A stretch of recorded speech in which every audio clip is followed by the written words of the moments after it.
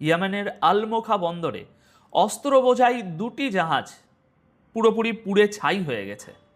হুতিরা বলছে ওগুলো আসলে সাধারণ জাহাজ ছিল না, ওগুলো ছিল যুদ্ধ জাহাজ, আর তারা নিজেরাই সেগুলো জ্বালিয়ে দিয়েছে। দর্শক বন্ধুরা, আজকের ভিডিওতে আপনারা আরও দেখবেন ইরান কিভাবে আমেরিকা আর ইসরায়েলের ভেঙে পড়া অস্ত্রের রীতিমতো প্রদর্শনী খুলে বসেছে। ট্রাম্প নতুন কি বলে ফেলেছেন হরমুজ প্রণালী নিয়ে, সৌদি আরবের আরামকো স্থাপনায় ড্রোন হামলার দাবি, আর সমুদ্রে 14টি দেশের নতুন সামরিক জোট যেখানে বাংলাদেশও আছে, আর ইরানের উপকূলের কাছে ভেসে থাকা দুটো এমন বিপদ যেগুলোর ছবি দেখে সবাই চমকে উঠেছে। তাহলে চলুন শুরু করা যাক। প্রথমেই ইয়েমেনের যুদ্ধ এখন একটা বড় ধ্বংসের দিকে এগোচ্ছে বলেই মনে হচ্ছে। আজ 15ই আগস্টের ভোর রাতে হুতিরা হামলা চালায় ইয়েমেনেরই আলমোখা বন্দরে। সেখানে সৌদি আরবের সমর্থন ইয়েমেনি সরকারি বাহিনীর জন্য অস্ত্র আর সামরিক সরঞ্জাম আসছিল, আর সেগুলোই বন্দরে নামানো হচ্ছিল। হুতিদের বক্তব্য অনুযায়ী ঠিক সেই অস্ত্র আর সরঞ্জামকেই তারা নিশানা বানিয়েছে। খবর হলো এই হামলায় অস্ত্র বোঝাই দুটি জাহাজ সম্পূর্ণভাবে পুড়ে গেছে। হুতিদের সামরিক মুখপাত্র দাবি করেছেন ওগুলো ছিল যুদ্ধ জাহাজ, তাদের উপর একাধিক মিসাইল ছোড়া হয়েছে এবং সেগুলোকে ধ্বংস করে দেয়া হয়েছে। এখন সামনে আসা ছবিগুলোতে দেখা যাচ্ছে বন্দরের ভিতরে একাধিক জায়গা থেকে আগুন আর ধোঁয়া উঠছে। হুতিদের দাবি এই হামলায় অস্ত্রের গুদাম, তারপরে সামরিক সরঞ্জাম এবং একাধিক সামরিক ঘাঁটিকে নিশানা করা হয়েছে। কিন্তু এখানে অন্য পক্ষের কথাটাও শুনে নেওয়া দরকার যে তারা কি বলছে। মানে ইয়েমেনের যে সরকার, সেই আন্তর্জাতিকভাবে স্বীকৃত সরকারের একজন সামরিক কর্মকর্তার বক্তব্য অনুযায়ী হুতিদের এই হামলায় 6 জন ইয়েমেনি মারা গেছেন, এর মধ্যে 2 জন নিরাপত্তা কর্মী আর বাকি 4 জন সাধারণ মানুষ। আবার বিভিন্ন প্রতিবেদনে বলা হচ্ছে যে হুতিরা বন্দরে থাকা বাণিজ্যিক জাহাজগুলোর দিকে 5টি মিসাইল ছুঁড়েছিল, যার মধ্যে 2টি জাহাজে আগুন ধরে যায়। আর এখানে একটা জিনিস একটু খেয়াল করার মতো, এক পক্ষ বলছে যুদ্ধ জাহাজ, আরেক দিকের প্রতিবেদন বলছে বাণিজ্যিক জাহাজ। সুতরাং জাহাজ যে পুড়েছে সেটা নিয়ে অবশ্য কোনো সংশয় নেই।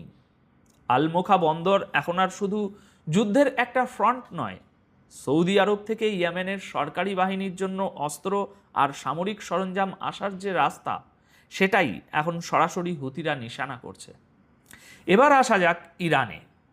দর্শক বন্ধুরা, ইরান এখন শুধু নিজের মিসাইলের শক্তি দেখাচ্ছে না, দেখাচ্ছে তার আকাশ প্রতিরক্ষা ব্যবস্থার শক্তিও, অর্থাৎ মাটি থেকে আকাশ, 2 জায়গাতেই ইরান নিজের দম দেখাতে চাইছে।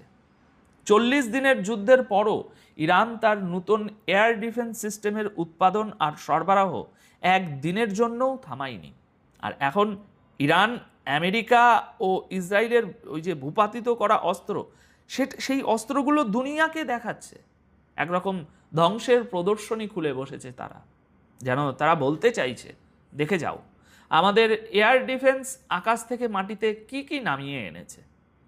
14ই আগস্টের রাতে সামনে আসা এক প্রতিবেদন অনুযায়ী আইআরজিসি অ্যারোস্পেস ফোর্সের একজন সিনিয়র কর্মকর্তা জানিয়েছেন যুদ্ধের পরেও ইরানের এয়ার ডিফেন্স সিস্টেম তৈরি করা এবং সেগুলো সেনাবাহিনীর হাতে পৌঁছে দেওয়ার কাজ একটানা চলেছে। অর্থাৎ উৎপাদন এবং রক্ষণাবেক্ষণ কোনোটাই থেমে থাকেনি। এই সাক্ষাৎকারটি রেকর্ড করেছে ইরানের সরকারি টেলিভিশন IRIB, আর রেকর্ড করা হয়েছে আইআরজিসির একটি ভূগর্ভস্থ ঘাঁটিতে। সেখানেই প্রথমবারের মতো দেখানো হয়েছে আমেরিকা ও ইসরায়েলের কয়েকটি ড্রোন এবং একটি ফাইটার জেটের কিছু গুরুত্বপূর্ণ যন্ত্রাংশ, যেগুলোকে ইরানের এয়ার ডিফেন্স যুদ্ধের সময় আকাশেই মেরে নামিয়েছিল বলে এখন দাবি করা হচ্ছে। এর মধ্যে রয়েছে আমেরিকার MQ-9 রিপার ড্রোন, আর ইসরায়েলের হারমেস 900 এবং হারমেস 450 ড্রোনের বড় বড় অংশ রয়েছে। এছাড়াও দর্শক বন্ধুরা, এখানে আছে MQ-9 এবং আমেরিকার F-15 ফাইটার জেটের সঙ্গে জড়িত কিছু কারিগরি অংশও দেখানো হয়েছে। এর মধ্যে কিছু অংশ কিন্তু নতুন নয়, 10 দশেক আগেও ইরান একবার এমন প্রদর্শনী করেছিল, আর সেই যন্ত্রাংশগুলো আমরা আপনাদের সেই সময় দেখিয়েছিলাম।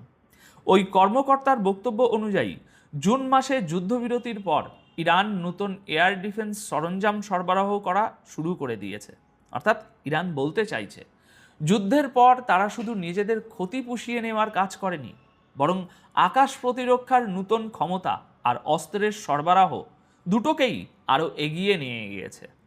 আর এই দাবি যদি সত্য হয়, তাহলে ইরানের শত্রুপক্ষের যুদ্ধ বিমানগুলোর জন্য এটা নিঃসন্দেহে একটা খারাপ খবর। ইরানকে নিয়ে আরও খবর আছে, কিন্তু তার আগে একটা বড় খবর শুনে নিন। ট্রাম্প আবার একটা বিস্ফোরক কথা বলে ফেলেছেন। 14 ও 15 আগস্টের মাঝরাতে একটি র্যালিতে আমেরিকার প্রেসিডেন্ট ডোনাল্ড ট্রাম্প বলেছেন, ইরানকে হারানোর পর তিনি হরমুজ প্রণালীকে যুক্তরাষ্ট্রের ভূখণ্ড বলে ঘোষণা করে দেবেন। শুধু নিয়ন্ত্রণ নয়, সরাসরি আমেরিকার নিজের জমি। তবে ট্রাম্প এটা বলেননি যে এই সিদ্ধান্তের অর্থ আসলে কি দাঁড়াবে, আর আমেরিকা সেটা বাস্তবে কিভাবে কার্যকর করবে। ফেব্রুয়ারি থেকে যুদ্ধ চলছে, বৈঠকের পর বৈঠক হয়ে চলেছে, আর এদিকে ঘোষণা হচ্ছে ভূখণ্ড বানিয়ে ফেলার। ব্যাপারটা সত্যিই অদ্ভুত। আর এই বক্তব্য এমন এক সময়ে